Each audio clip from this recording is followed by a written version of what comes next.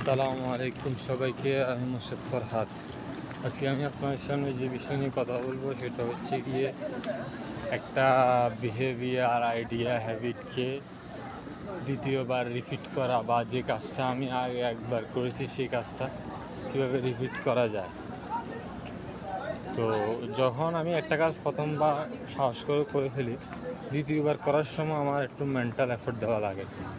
Mental এফোর্টটা দিতে হবে আমার কনসিয়াস মাইন্ডকে পুরোপুরি প্রেজেন্ট মাইন্ডে রাখি।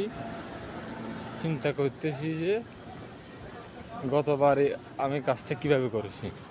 এতে কি হচ্ছে, আমার মাইন্ড পুরোনো প্যাটার্নটা খুঁজে পায় এবং তার জন্য কাজটা আবার রিপিট করা সহজ হয়। তো এইভাবে একটা কাজ বারবার করতে করতে আমাদের সাবকনসিয়াসে প্রোগ্রাম হয়ে তখন আর কাজটা করতে আর এফোর্ট দেওয়া লাগে না, এটা অটোমেটিক সাবকনসিয়াসলি হয়ে যায়।